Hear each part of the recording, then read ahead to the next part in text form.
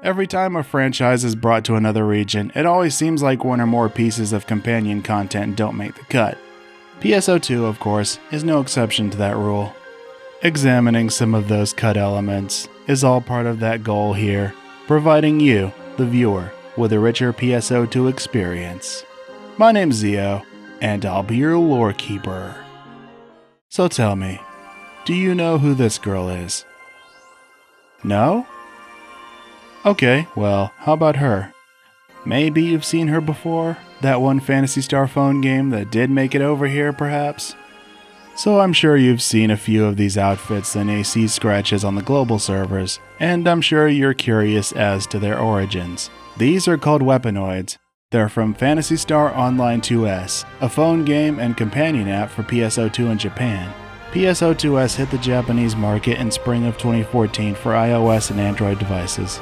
Players logged into the game with their existing PSO2 account, which let them do things like feed their megs, manage their shops, or buy AC on the go. There were also a number of items here that you couldn't get in PSO2 proper. It also gave players access to an extra 100 slots of storage space. The game's still in service as of this recording, but it might not be around anymore if you're watching this after the release of New Genesis. This was the easiest way for players outside Japan to buy AC. There was a time when Sega's payment processor rejected foreign credit cards. Now let me tell you about what we had to do before that. We had to resort to prepaid options, the most foreigner-friendly being web money.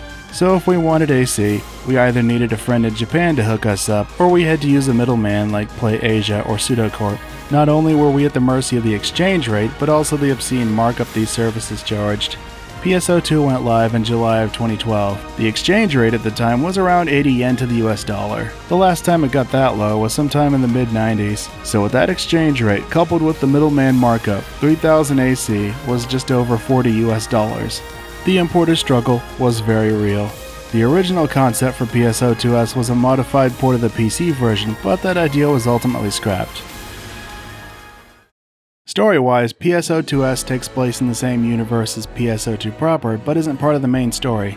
The S in PSO2S means essence. A renowned scientist at the Central Research Division by the name of Dr. Cohen developed a special technology called the chip system. These chips allow ARKS operatives to harness the essence of their equipment to further aid them in combat. The Weaponoids were the next evolution of the Good Doctor's research. As their name would suggest, they're the personified versions of popular ARKS weapons. They have their own unique designs and personalities and can manifest themselves outside their chips.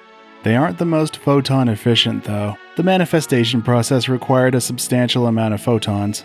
Weaponoids were initially uncontrollable when they were first created. Their volatile nature led them to go on a murderous rampage. It didn't matter if you were friend or foe. If you had the misfortune of encountering one, you were a victim too. The Weaponoids were developed in a top-secret lab called the EMA facility. So the lab blows up, killing all but one, a scientist by the name of Zachard. Our girl Jean here will be the main focus. If you played Idola, you might recognize her as a crossover character. Her name is pronounced Gene in Japanese media, a reference to the word Genesis. We meet Jean as a third-generation ARKS operative just like us. She's nice and outgoing, but she's known for tiring out easily in combat because of how her body handles photons. Intense heat only seems to make this worse, something we notice while traveling with her in Amduskia's volcanic region. We're given the task of investigating the lab incident that killed a grand total of 208,893 ARKS staff. That's about the size of some cities. Our search for answers leads us all the way to Zachard, who was the sole survivor of the incident. Of course he survived, cause he's the one who made the thing go boom in the first place. He blew up the facility because he didn't want to see the Weaponoids used for nefarious purposes. Before Zachard trashed the facility, he took Jean and gave her fake memories of her parents dying in the explosion. There's something special about Jean, as you might have guessed. Jean's also a Weaponoid. A very special, albeit incomplete one at that. Remember what I said about Genesis? She's one half of a cosmogenic arm, or a Genesis weapon as they're called in Japan. Many other Weaponoids are known to exist, each with their own unique design and backstory. Although fragments of PSO2S exist within PSO2 Global, it's safe to assume that it shall forever remain lost in localization. So now we come to the part where I ask you to do all the YouTubey stuff that helps get this out in front of more people. YouTubey? Is that even a word? I don't care, I'm gonna use it anyway. So yeah, do the YouTubey stuff and of course share with a friend. After all, sharing is caring, right? As always, thank you so much for watching. And remember, to thine own self be true. Until next time, farewell.